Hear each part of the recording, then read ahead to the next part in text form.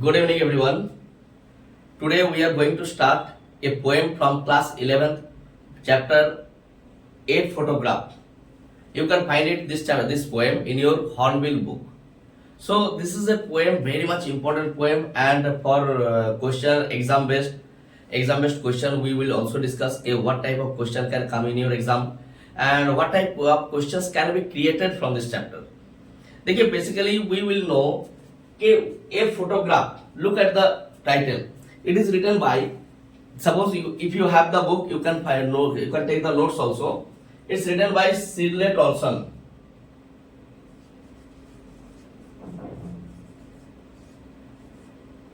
Sidley Tolson देखिए actually what is the actual name of Sidley Tolson Sidley Tolson's actual name is Kathleen Sidley Tolson is it clear So Kathleen Sidley Tolson is actually famous for Sidley Tolson for her short name. Clear? She is a poetess, but we will call her as poet also. देखिए a photograph. Before we start the poem, I have already written the first stanza of the poem. But before start the poem, we will discuss little bit about what is the theme of the poem. You know the theme means what's the topic of the poem is. So we will discuss. Suppose here is I am not a good painter, but I am drawing here in order to make you understand what is the theme of the poem. Suppose this is a photograph. Clear? Suppose this is a photograph. I think all of you can see it. Here is a picture of a child girl. She is at least 12 years old. Clear? Another child who is little bit younger than she. These are. And another one here. These three child girl, but these two are cousin of this girl. Who is she? Here in the middle you can find out she is the mother of poet. Clear? Mother of poet. And actually they went to paddle. Paddle means walking through shallow water you know that is the एक घुटने तक हल्का बहुत थोड़ा बहुत पानी हो पैर बस डूबे वहां पे क्या कर रहे थे they went for a sea holiday clear sea holiday with this child's uncle and maybe these two childs one's name is Betty Betty Betty and another's name is Dolly clear तो Betty and Dolly के साथ ये जो girl है ये घूमने गई है किसके साथ ना इनके अंकल के साथ तो maybe these two children were the uncle's daughter and what was the occasion is nothing they went there for sea holiday you have to spend the sea holiday इसका मतलब एक पास्ट टाइम एक good time it is तो अब होता क्या है अब this photograph had been actually taken out और this photograph had been seen by poetess और पोएट जो सिडले टॉल्सन है वो अपनी माँ की इस फोटोग्राफ को देख रहा है बेटी अब ये कब देख रहा है देखिए पोएट्री जो ये जो पोएम है ना this actually revolves around past and present means some past reference and some present reference what is the present situation is the poet's mother already died ये जो गर्ल है she already died and poet is remembering her mother और poet उसकी माँ को सोच रहा है कि और ये पूरा जो पोएम है this poem is totally based on the relationship between mother and daughter कि how daughter missed her mother उसकी जो स्वीट फेस है her smile and her past time each and everything she missed it तो one day क्या होता है ना poet जो है इस फोटोग्राफ इस कार्डबोर्ड को निकालते हैं देखिए तो चलिए अब हम डायरेक्ट पोएम पे चले जाते हैं पोएम पे जाते हैं हम एक्सप्लेन करेंगे देखिए the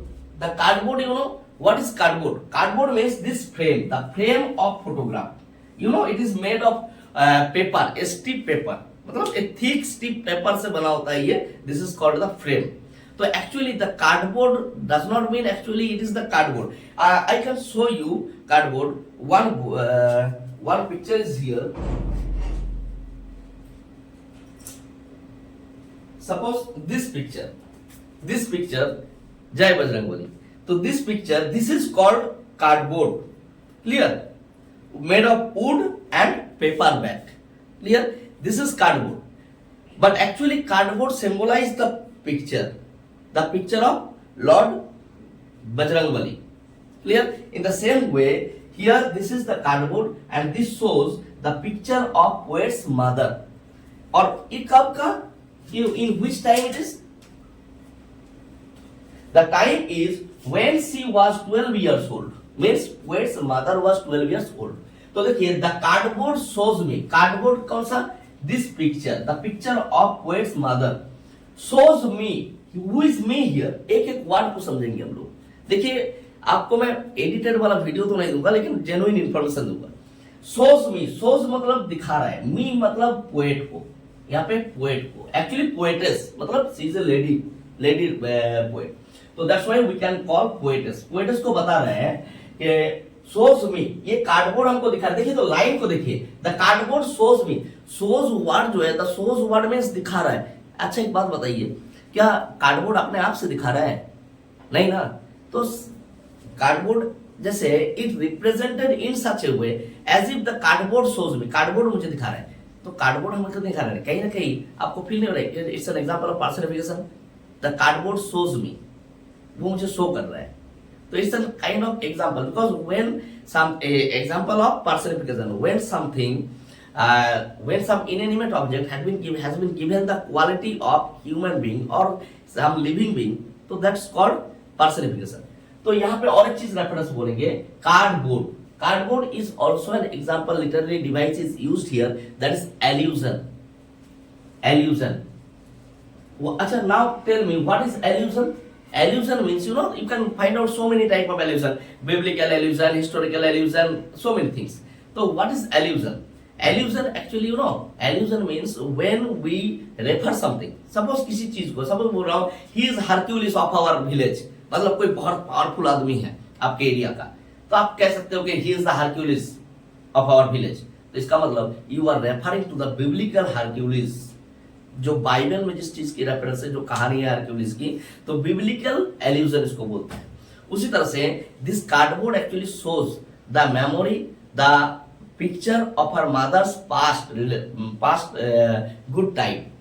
So that's why it is also an example of allusion. मतलब literary device कौन सा यूज हुआ है? allusion.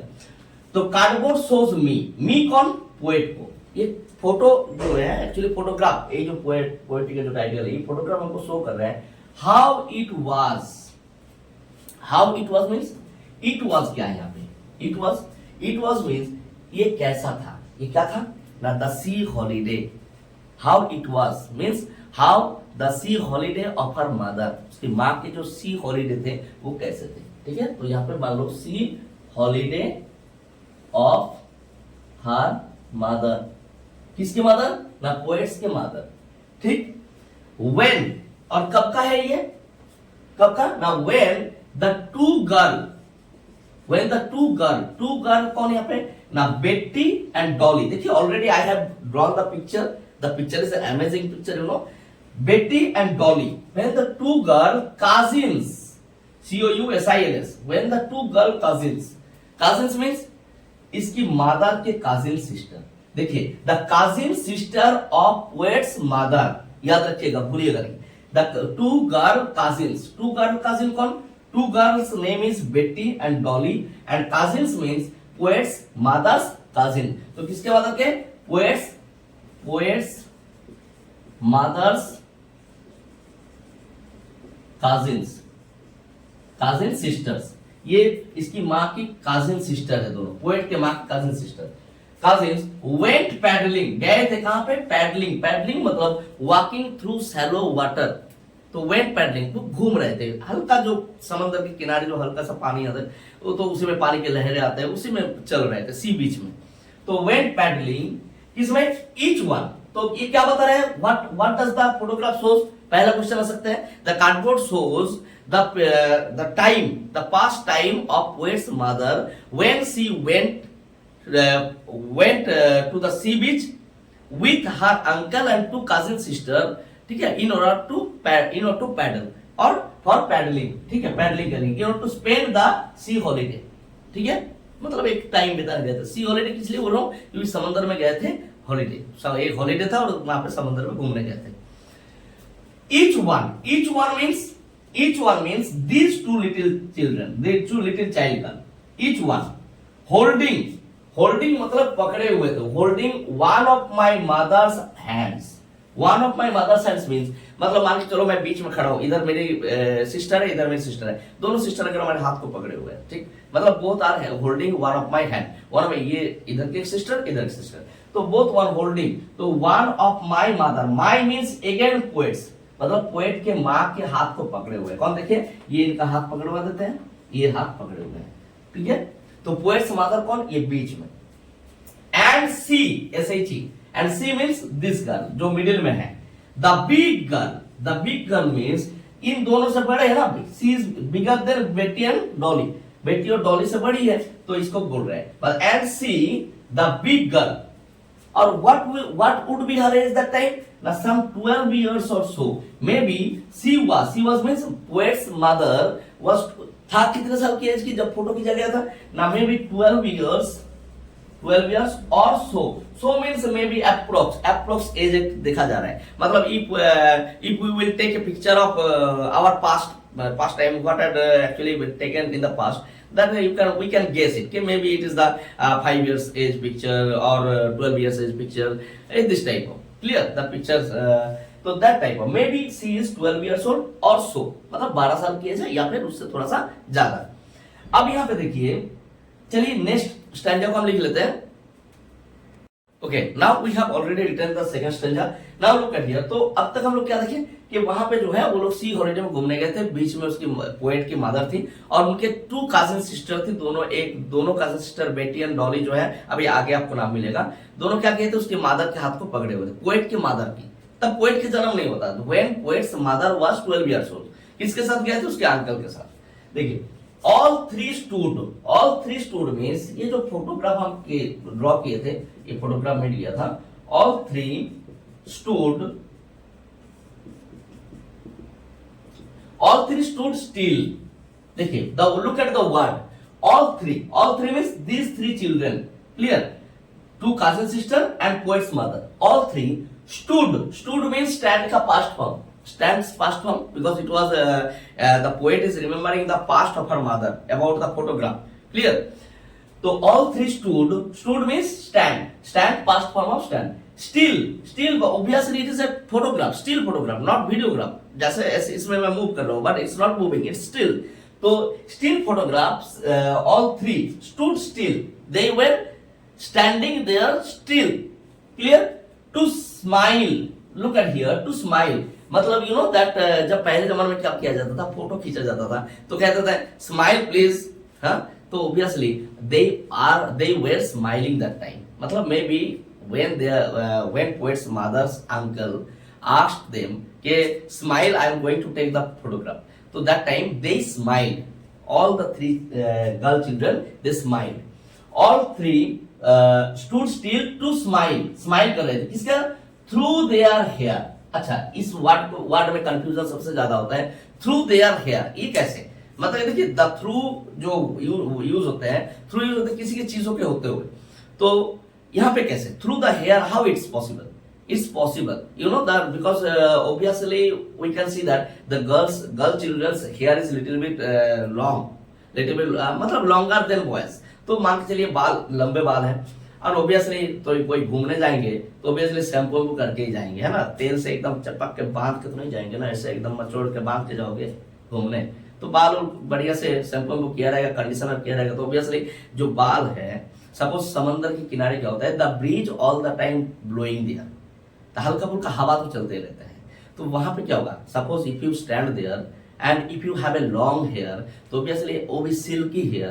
तो some hairs will be disabled, सब कुछ हेयर क्या होंगे, ये हो जाएंगे, आपके चेहरे के ऊपर पड़ जाएंगे, तो जैसे ही फोटो क्लिक किया गया था दैट टाइम कुछ बाल जो है आके आंखों के सामने गिर गए थे, तो ऐसा लग रहा है फोटोग्राफ में जब लिया गया था कि all they 3 were looking through the hair, ठीक है, they were to smile through their hair, मतलब स्माइल कर रहे हैं थ्रू देयर हेयर, उनकी बालों के अंदर से होते हुए, मतलब बालों में होते हुए, तो बाल क्या हुए, सामने के बाल ये बिखरा हुआ है और थोड़ा सा कुछ बाल जो है वो आके सामने गिरे पड़े हैं, कुछ तो लड़कियां काटते भी ऐसे है ताकि बार बार गिरे उसको बार बार उठाया जाए, तो ये मतलब क्या बताए, छोड़िए, तो बात देखिए थ्रू देयर हेयर, ये मतलब इसका समझ में आ गया कि कुछ बाल जो है वहां पे समंदर के किनारे जो है थोड़ा हवा बहते हैं, इस कारण से कुछ बाल सामने आंखों के सामने गिर गए थे, और क्या हुआ था ना, इसीलिए लग रहा था जैसे बालों के अंदर से होते हुए स्माइल कर रहे थे।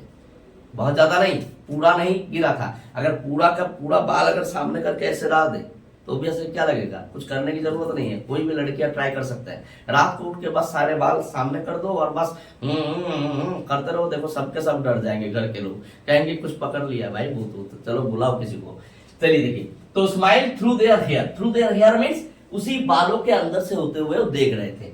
अब देखिए at the uncle, at the uncle means देखिए look at here, just as here photograph, suppose आप लोग वहां पे बैठे हो, if I am going to take the photograph, तो आप लोग हमारी तरफ ही ना देखेंगे, तो at the uncle with the camera, मतलब whose uncle was taking the camera, so uncle was actually taking the pictures, so that's why they were, these three children were looking at poet's mother's uncle, poet के माँ के uncle की तरफ देख रहे थे, मतलब हो सकते हैं इन दोनों के पिताजी हैं, क्योंकि इनके काजिन सिस्टर है ये दोनों। तो at the uncle with the camera, यहाँ पे एक चीज रेफरेंस बहुत जगह पे गलत देते हैं लोग कि अंकल किसका है, ना कह देते हैं कि पोएट के अंकल है। अरे भाई जब पोएट का जन्म ही नहीं हुआ है तो पोएट का अंकल कहां से आ जाएंगे भाई, तो पोएट का अंकल पहले से थोड़ी ना जाएंगे, उसके अंकल के बड़े भाई से उसकी मदर की शादी होगा तब ना, अभी शादी ही नहीं हुआ है, तो obviously she is 12 years old, तो यहाँ पे किसके अंकल है, ये पोएट्स के मदर के अंकल है, ठीक है। तो ये सब उल्टा पुल्टा रेफरेंस ना पढ़ा करो कहीं पे। तो विद द कैमरा, किसके हाथ में कैमरा थे ना, पोएट के मदर के अंकल के हाथ में कैमरा थे, तो ये तीनों किसकी तरफ देख रहे थे ना, पोएट के मदर के अंकल की तरफ देख रहे थे, ठीक है। A sweet face, a sweet face means obviously भाई देयर इज नो डॉटर और there is no children in their eye मतलब who do not think that their parents were sweet looking, हर किसी के माँ बाप बच्चों के सामने स्वीट होता है, तो ऑब्वियसली यहाँ पे भी आप देख सकते हो कि कह रहे स्वीट फेस, एक स्वीट सा फेस है, obviously she is 12 years old, वैसे ही छोटे बच्चियां जो होते हैं बड़ी इनोसेंट होते हैं, ठीक है, बड़ी इनोसेंट लगती है, तो इसी में बोल रहे हैं कि स्वीट फेस, किसकी स्वीट फेस ना, पोएट्स की मदर। मैं पहले ही बोला हूं, ये जो फोटोग्राफ जो पोएट देख रही है ना, आप उसकी मदर की एज होकर उसकी मदर की डेथ हो गए हैं, आप पोएट अपनी माँ के पुराने पिक्चर को निकाले हैं, उस पुराने पिक्चर को निकाल के उसकी माँ की अतीत को देख रहे हैं, ठीक है, कि माँ जो है जब 12 साल की एज थी तब उस समुद्र में घूमने गई थी और आज उसकी माँ है ही नहीं। तो यहाँ पे बताया जा रहा है कि ये स्वीट फेस, तो स्वीट फेस दो तरीके से हो सकता है, एक first of all she was really looking sweet because of the only 12 years old, 12 साल की बच्ची है वो, तो इस कारण से she is looking sweet. Another one, a personal feeling of poet के एक personal attachment because she is the daughter, तो obviously तो she has some love attachment with her mother, तो obviously वो स्वीट ही लगेंगे, ठीक है। तो a sweet face, my mother's, किसकी स्वीट फेस, माई मदर्स, तो किसकी मदर्स ना, पोएट के माँ का। पोएट फोटोग्राफ को देख रहे हैं, बोले देखो कितना स्वीट फेस है। तो ये ऑल थ्री स्टूड स्टिल, ये तीनों बच्चियां जो है खड़ी हुई थी स्टिल मतलब एकदम स्टिल, क्योंकि फोटोग्राफ है तो obviously they were looking still to smile through their hair, और उनके बालों के अंदर से होते हुए देख रहे थे, किसकी तरफ देख रहे थे, eight the uncle with the camera, क्योंकि उसके सामने क्या कौन खड़े होंगे ना, उसके अंकल किसके अंकल ना, पोएट के माँ के अंकल के तरफ देख रहे थे, मतलब उसके अंकल के हाथ में कैमरा थे। ए स्वीट फेस किसकी ना, पोएट्स मदर की, उसकी माँ की स्वीट फेस, माय मदर्स, मेरी माँ की, that was before I was born, look at here. अब तुम धीरे धीरे ग्रेजुअली तुम आगे बढ़ रहे हो, मतलब इट्स ऑलमोस्ट फ्रॉम असेंडिंग की जगह पर डिसेंडिंग हो गया। देखिए वो दैट वाज, जो क्या that was means that photograph had been taken, the photograph had been captured before I was born, I means poet, I means कौन, poet, before I was born, हमारे जन्म से पहले की बात है ये, ठीक, मतलब ये जो फोटोग्राफ खींचा गया था that was means that photograph had been captured before I was born, मतलब हमारे जन्म से पहले। यहाँ पे हमारे कौन ना, पोएट कह रहे हैं कि मेरे जन्म से पहले की बात है ये।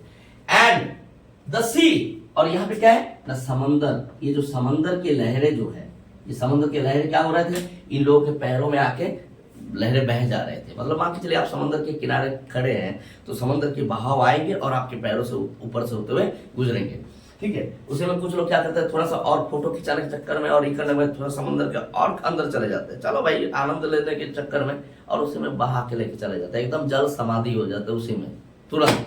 तो समंदर, कहावत है, नदी नारी और सिंहधारी, इनमें भरोसा नहीं, किसी भी वक्त डुबा सकते हैं। देखो, तो the sea which appears to have changed less, which appears to have changed less, मतलब ये जो समंदर है, the sea appears means for the poet actually यहाँ पे विजुअलाइज कर रहे हैं। देखिए समंदर बहुत ज्यादा चेंज नहीं दिख रहा है, यहाँ पे appears to have changed less क्यों? Because in the past when poet का माँ तो अभी है नहीं, ठीक है, और ये फोटोग्राफ खींचा गया था पोएट के जन्म के बहुत पहले की बात है। तो उस टाइम पे इस फोटोग्राफ में समंदर को ठीक जैसा दिख रहा है। अभी भी अगर मैं जाके समंदर को देखता हूं तो अभी वैसा ही लगते हैं। मतलब the sea appears to have changed less, समंदर को तो देख के लग रहा है बहुत ही कम चेंजेस हुआ है। अगर कुछ चेंजेस हुआ भी है तो भी बहुत ही कम। लेकिन इधर क्या हुआ है, पोएट की माँ की एजेड होके उसकी डेथ हो गई, लेकिन the sea has changed less, समंदर में बहुत ही कम परिवर्तन आया है। अगर आया है तो ना भी आ सकता है, क्या हुआ? तो यहाँ पे ध्यान से समझिए, एक पैथोस है यहाँ पे, पैथोस क्या होता है? पैथोस होता है एक current of inner sad feeling, इसको पैथोस बोलते हैं। पोएट के पैथोस यहाँ पे दिख रहा है, उसके दुख, कौन सा दुख? और दूसरी एक रियलिटी बता रहे हैं, द डिफरेंशिएट, मतलब पोएट कंपेयर टू वर्ल्ड। देखिए दो वर्ल्ड को कंपेयर किया गया, एक the world of nature and another one the mundane world, MUNDANE, mundane world is also called the earthly world। ये मैं रेफरेंस आपको जॉन किट्स की पोएट्री से दे रहा हूँ, ठीक है, क्योंकि वो दोनों के थीम जो है ऑलमोस्ट सेम है। mundane world means the real world, इसको mundane world बोल सकते हो, you can call it mundane world, real world, earthly world, the mortal life of human being, mortal life of everything, the mortal world, तो मतलब क्या हुआ? The world of nature enjoys permanency. ये जो nature है, नेचर जैसे मान के चलिए कोई nightingale, the ode to nightingale written by John Keats, वहां पे क्या दिखाया गया? The earthly life, those people who are living in the real world, मतलब earthly world, this is full of fever, fret, decay, इसमें लोग एजेड हो जाते हैं, people beauty can not keep its lustrous eyes, लोगों के चेहरे खराब हो जाते हैं, धीरे धीरे एजेड हो जाते हैं, बुढ़ापा आ जाता है, मर जाते हैं, स्पेक्ट दे बिकम स्पेक्टाथिन, आज जो बहुत सुंदर है कल उसकी बहुत ज्यादा खराब हो जाते हैं, because of the burden of the age, burden of disease, so many things can be reason. But nature has changed less. Nature में एक नाइटिंगेल मरेगा तो अगला नाइटिंगेल उसी स्वीट वॉइस में गाना गाएंगे, तो obviously nature enjoys permanency. Is it clear? तो यहाँ पे समंदर जो है ना, sea represent the world of permanence और द वर्ल्ड ऑफ नेचर। और यहाँ पे क्या चेंज हुआ है आगे देखेंगे। देखिए the sea which appears to have changed less, और ये समंदर तो बहुत ही कम चेंज हुआ है, देख के लग रहा है। वास्ट मतलब जो समंदर की जो लहरें जो आ रहे हैं वो क्या कर रहे हैं? इट एक्चुअली ये वास्ट कर दे रहे हैं किसके पैर को ना, ये जो तीनों बच्ची खड़ी है ना, इसको जैसे ही फोटोग्राफ खींचा गया होगा समंदर के लहरें आए होंगे और इनके पैर थोड़ा सा ऐसे ऐसे हिल गया होगा, ठीक है। तो vast, they are terribly, they are means इन तीनों बच्चियों पे, they are terribly transient feet, ध्यान समझो, टेरिबली मतलब भयंकर तरीके से, extremely, transient means that is not fixed. ये अंगद का पैर नहीं है बाबू कि एक जगह पे गाड़ दिए, सुने हो ना, वो गया था लंका में, अंगद, बाली का बेटा अंगद जो है लंका में गया था, तो वहां पे बहुत लोग चैलेंज कर रहे थे कि ये कौन पागल आया है भाई, हम लोग के सभा में आएगा। तो अंगद क्या किया था, बोला लड़ने की जरूरत नहीं है बाबू, हम एक पैर को ऐसे ऐसे गाड़ दिया था अपने, जब मतलब गाड़ दिया मतलब रखे थे पैर को जमीन पे, बोले इसको उठा के दिखा दो, तब माने। तो सब के सब थक चुके थे, मेघनाथ से लेके सब थक गए थे, कोई इसके पैर को हिला तक नहीं पाए थे। लास्ट में रावण उठ गया था कि हम देखते हैं, तब उसने पैर अपना हटा लिया था, क्योंकि रावण महाज्ञानी था, साथ में साथ बहुत बड़े ये भी थे, रावण का अपमान नहीं कर सकते थे, तो उसको सलाह दिया था अगर आपको पैर पकड़ना ही है तो जाइए राम के पैर पकड़ लीजिए, आप मुक्त हो जाएंगे। तो ये क्या हम लोग के हिंदू मिथोलॉजी के रेफरेंस, तो ये वो अंगद का तो पैर है नहीं कि भाई समंदर के लहरें भी उसको हिला नहीं पाएंगे, कोई नहीं पाएगा। तो यहाँ पे एपियर ट्रांजिएंट मतलब that is not fixed. The feet जो पैर, ये लोग पैरों के ऊपर जब समंदर के बहाव आ रहा है तो ये एक जगह पे फिक्स नहीं हो रहा है, ठीक है, मतलब थोड़ा सा हिल रहा है, आपको बहा देगा, थोड़ा सा बहाव तेज होगा तो गिरा देंगे वहीं पे धड़ाम से।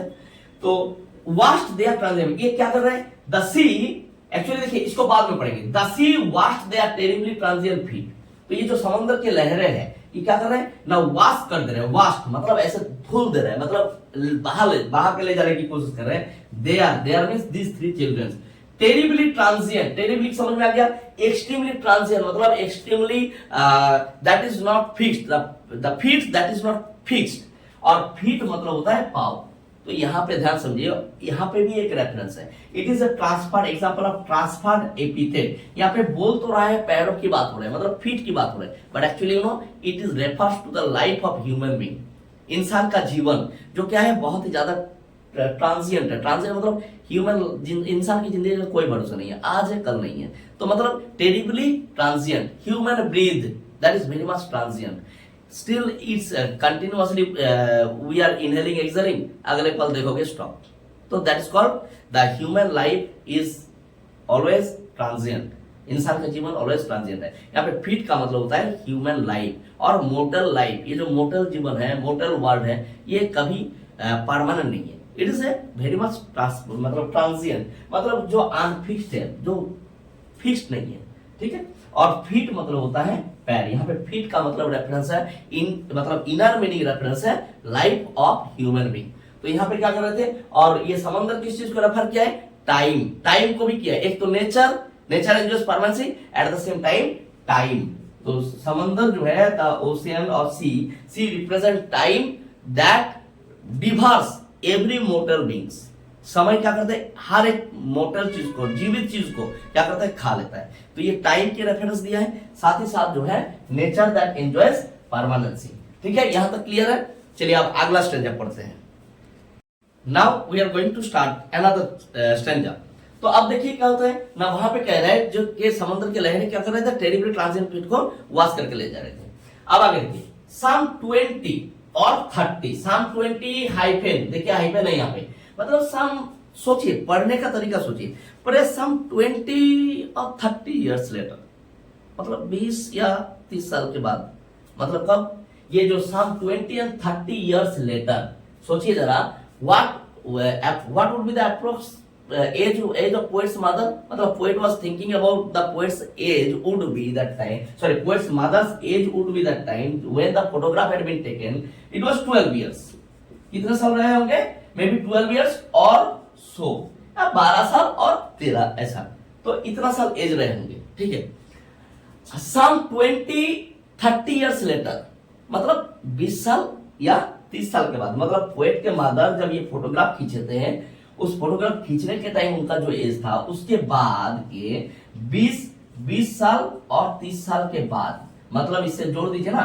12 के साथ 20 जोड़ दीजिए, मे बी 32 इयर्स और 42 इयर्स के एज में, 32-42 साल की एज में उसके माँ जब इस फोटोग्राफ को देखते होंगे, मतलब अगर इस टाइम मान लीजिए आपके एज 15 साल है, 20 साल है, किसी का 30 साल है, अगर कोई मेरे दोस्त देख रहे हैं 30 इयर्स प्लस है, तो इनके भी एज क्या होगा, आप जब पुराने फोटोज को निकालेंगे तो ऑटोमेटिकली, देखिए आप लोग जब पुराने फोटोज देखते हैं, automatically a smile comes in your face, automatically, it's an automatic spontaneous process, a smile automatically comes in your face, on your face, why, because for some time, for a fraction of second, you suddenly transported to that memory, you are roamed in your memory lane, आप अपने memory पे चले जाते हैं और अपने अतीत पे चले जाते हैं, तो automatically past is always glorious, ठीक है।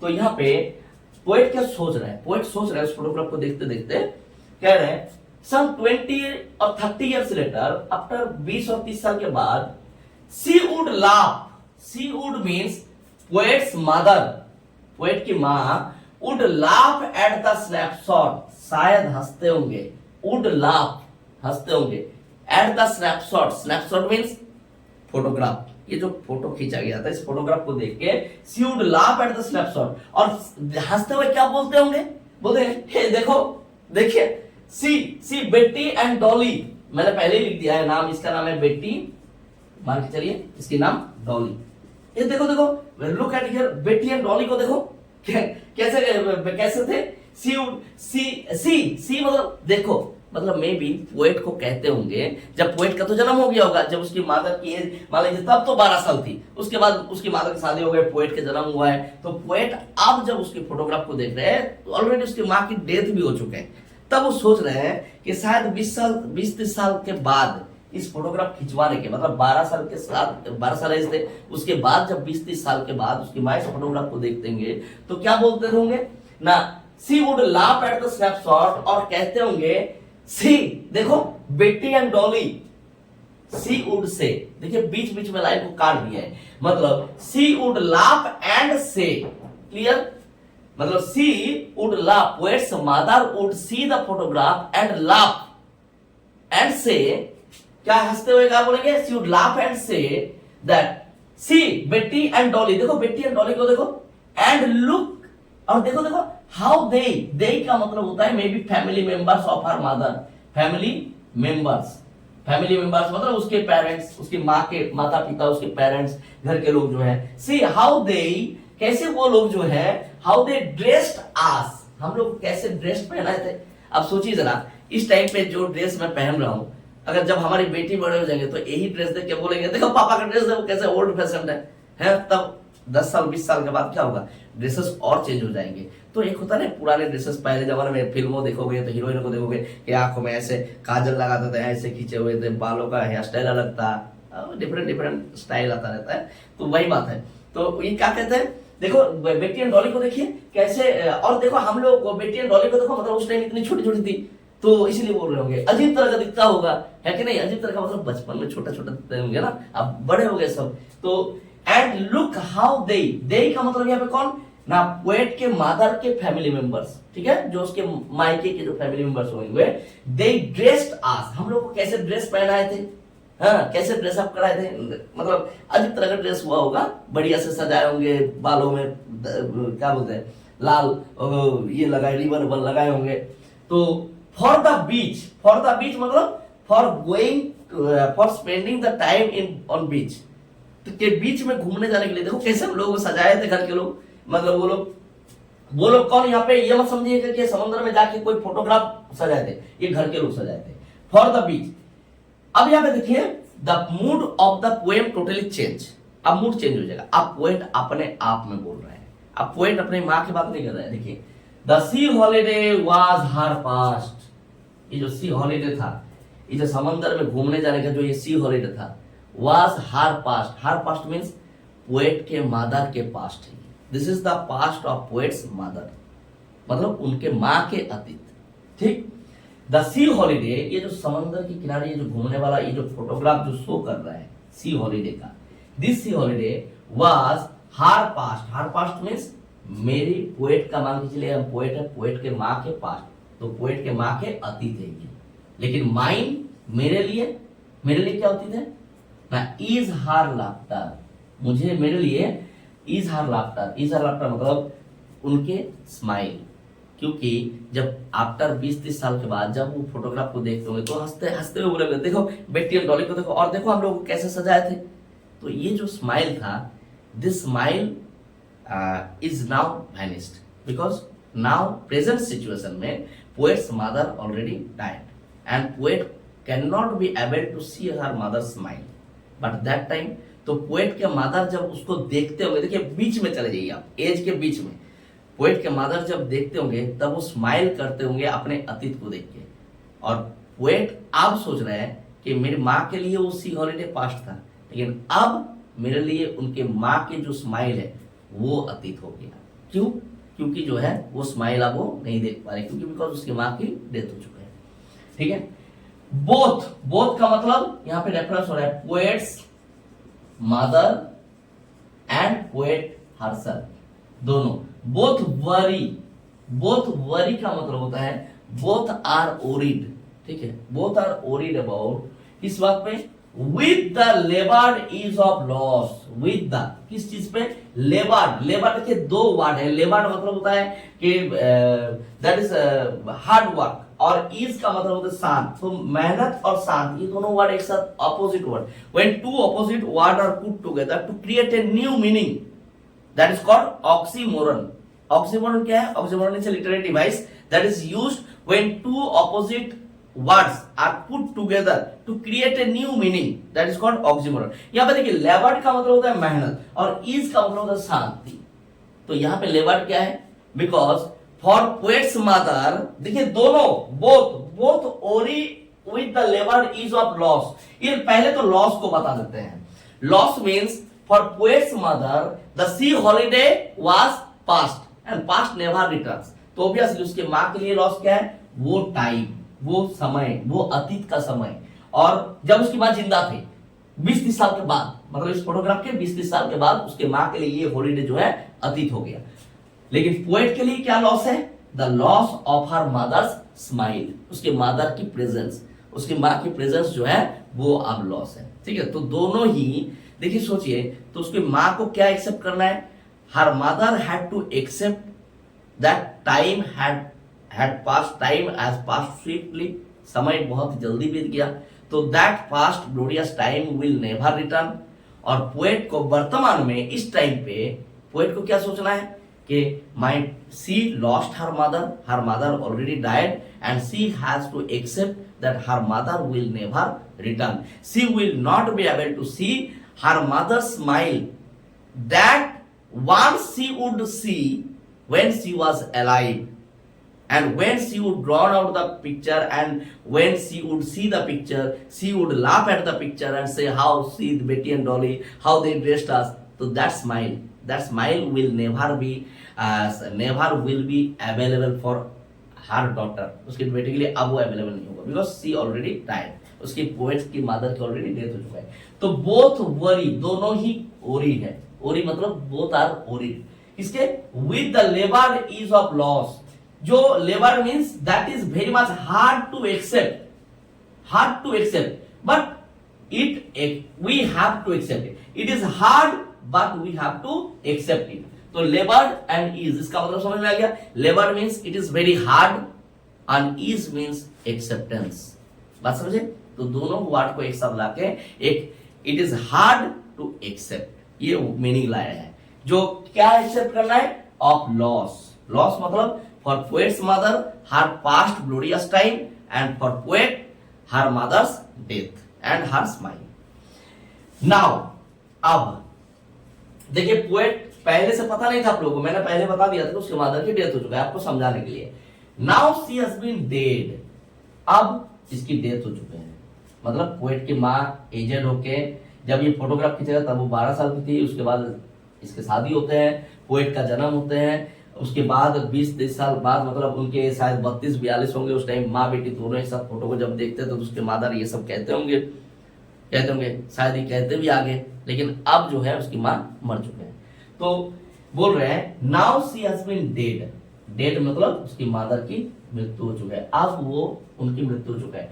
नियरली कितने साल हो गए मृत्यु है, नियरली एज मेनी इयर्स, लगभग उतने साल, as the girl lived, as that girl lived, मुझे लग रहा है इसमें एज दैट गर्ल लिव्ड, यहाँ पे मैं गलत लिख दिया था, एज दैट गर्ल लिव्ड। देखिए look at here, who is that girl, लगभग उसकी मां की, बोल रहे अब जो है शी हैज बीन डेड, मतलब पोएट कह रहा है my mother had been dead nearly, कितने साल, लगभग ना एज मेनी इयर्स, उतने ही साल हो गए मरे हुए हमारी माँ को, कितने साल, as that girl lived, that girl means the girl in the picture, the girl in the picture, इस पिक्चर में ये जो बच्ची है इसकी एज क्या है, 12 साल।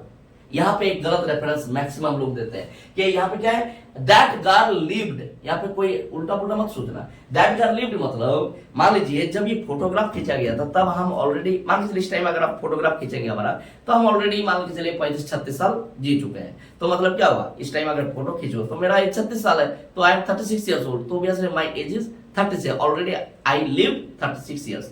तो उसी तरह से poet's mother lived already 12 years, clear, 12 साल ऑलरेडी वो जी चुके हैं। तो दैट गर्ल लिव्ड मतलब that girl in the middle मतलब the big girl lived 12 years. तो उसकी माँ की मृत्यु के कितने साल हो गए? तो सोचिए जरा, आप स्टोरी को समझिए। अब इसमें एक स्टोरी है, देखिए पोएट्स मदर जब एज थी 12 साल तब वो फोटो खिंचाए थे। उसके बाद मे बी जब इसके बाद 20 या 30 साल के बाद मतलब 20 साल और 30 साल मतलब 32 और 42 मतलब अप्रोक्स बता रहे हैं। इस साल के एज में उस फोटोग्राफ को देख के हंसते होंगे, कहते होंगे देखो बेटी और डॉली को कैसे और उन कैसे बेटी और डॉली को देखो, और उन लोग वो लोग देखिए कैसे हम लोगों को सजाए थे घर के लोग सी हॉलिडेकली। उसके बाद क्या होता है, पोएट के मदर की डेथ हो जाते हैं, ठीक है, बाद में। और डेथ होने के बाद 12 साल बीत जाता है, लगभग 12 इयर्स और सो इतना साल बीत जाता है। अब यहाँ पे पोएट आके अपनी माँ की इस फोटोग्राफ, पुराने फोटोग्राफ को निकाल के देख रहा है और इस पोएट्री को लिख रहा है। बात समझ में आ गया? यहाँ पे कोई क्लियर नहीं है, कोई डाउट नहीं है, आशा करता हूँ। अगर कोई डाउट रहे तो कमेंट करके बताइएगा, ठीक है। तो now she is been dead nearly as many years as that girl lived. That girl मतलब the girl in the picture already lived 12 years. उनकी एज तब कितने साल थे? 12 साल थे। तो उतने ही साल लगभग हमारी माँ को इस टाइम मरे हुए हो गया, पोएट कह रहे हैं, ठीक है। एंड ऑफ दिस सर्कमस्टेंस मतलब दिस ऑफ दिस सिचुएशन, देखिए यहाँ पे पूरी तरह से the pathos actually run in the mind of poet. Poet के मन में ये दुख चल रहा है। और ऐसे सिचुएशन में, इस तरह के सिचुएशन में, कैसा सिचुएशन ना, poet has to accept that she will never be able to see her mother again alive. She could not take the time back, वो कभी टाइम को बैक नहीं कर सकते, clear. And at the of this circumstance there is nothing to say. There is nothing to say means ऐसे situation में क्या बोले मतलब the words can not accept, words cannot explain it। कभी कभी क्या होता है, we are so much full of passion, a passion emotion that we cannot express our inner feeling with the help of words। हम लोग word से जो है कभी कभी क्या करते हैं ना, एक्सेस जब फील करते हैं किसी चीज को, चाहे वो दुख हो, चाहे लव हो, चाहे whatever it is, we can't explain it with our words, मतलब we cannot find suitable words to express it। तो उसी तरह से बोल रहे हैं and there is nothing to say at all इस circumstance में। कौन सा circumstance? Because of the burden of losing her mother, ये जो उसकी माँ को खोने का जो burden है, ऐसे एक सिचुएशन में जब जो मैं फील कर रहा हूँ इस टाइम, वो क्या है, there is nothing to say, मैं कुछ नहीं, क्या बोलूँ, what I will say ना, at all मतलब ultimately क्या बोलूँ मैं, I can't say anything। It's silences। देखिए यहाँ पे बहुत लोग गलत पढ़ते हैं इसको लाइन को, तो इट्स साइलेंसेस पढ़ देते हैं। नहीं भाई, ऐसे साइलेंसेस नहीं है, it's silences. It's silence means the atmosphere और you can say the situation. It's silence means the situation that has been created by the time, the situation that is already created by time. Poet's mother की जो मृत्यु के बाद ये जो silence हो गया, अब उसकी माँ ना हंसते हैं ना पोएट इस चीज को, उसकी माँ के स्माइल को देख पाते हैं। तो इट्स साइलेंस, उनके फोटोग्राफ भी साइलेंट है, उसकी माँ भी नहीं हंस रही है, उसकी माँ की डेथ हो चुकी है। तो ये जो सिचुएशन की जो साइलेंस है, ठीक है, ये जो सर्कमस्टेंस जो क्रिएट हुआ है, कौन सा सर्कमस्टेंस ना, ये साइलेंट वाला सर्कमस्टेंस, इसमें कोई क्याओस नहीं, कोई स्माइल नहीं, कोई लाफ्टर नहीं, नथिंग। तो this type of silent situation क्या किया है, साइलेंसेस मतलब silences each and every word from my mouth. मेरे मुंह से जो है हर एक शब्द को क्या किया, साइलेंस कर दिया पूरी तरह से। मतलब the silent situation silences my words, मतलब आई कांट एक्सप्लेन एनीथिंग। ऐसे सिचुएशन में और क्या बोलूं मैं, कौन क्या बोल सकता है, मतलब words I cannot find suitable words, I can't express my inner grief, मैं अपने अंदर की पेन को, I cannot express my inner pain, कि how much I feel pain for my mother, clear, of my how much I miss my mother। इस situation में मतलब it's silence, ये जो समय का जो साइलेंस कर दिए उसकी हर मदर्स डेथ, ये मदर्स के डेथ की वजह से जो साइलेंस है, it totally silences my each and every words, मेरे पूरे वर्ड्स को साइलेंस करती है, मतलब कुछ बोल नहीं सकते। तो दिस इज द पोएम, ये पोएम था। इसमें कुछ ही ज्यादा, बहुत ज्यादा कुछ ये नहीं है, रेटोरिकल डिवाइसेस नहीं है, कुछ एक दो जगह पे एलिट्रेशन है। एलिट्रेशन आप जानते होंगे, that is the similar between the consonant sounds, just like twinkle twinkle little star, ट ट साउंड रिपीटेड। तो when the consonant sounds repeated continuously, तब क्या होता है ना, एलिट्रेशन।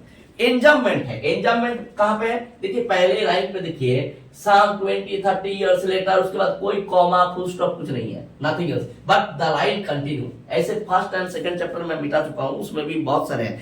जब when one line continue to the second और third line without any punctuation mark, that is called एंजाममेंट। तो यहां पे क्या बोलेंगे हम, इट इज कॉल्ड एंजाममेंट, ENJAMBMENT, एंजाममेंट। आप लोग लिख लीजिएगा इसको, एंजाममेंट। आजकल डिजिटल जमाना है, कहीं पे भी सर्च करिए मिल जाएगा, बस एक्सप्लेनेशन देख लीजिए।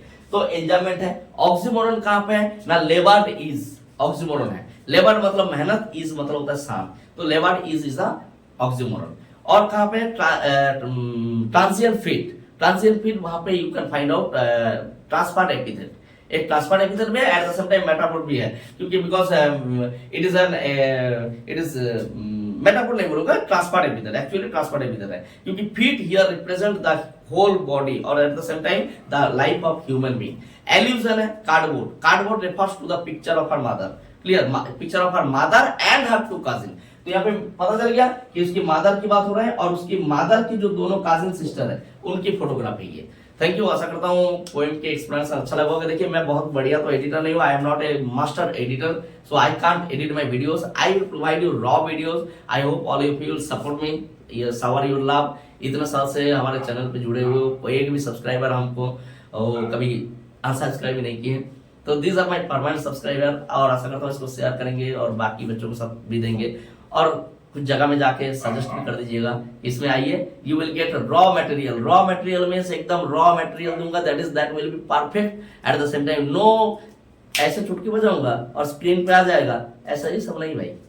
I don't believe in that one, कि भाई उतना ज्यादा डिजिटली मैं एडवांस करने जाऊंगा तो अपने एक्चुअल डिटेल निकालने का टाइम नहीं मिलेगा। तो thank you, keep watching, keep supporting and keep sharing. Thank you.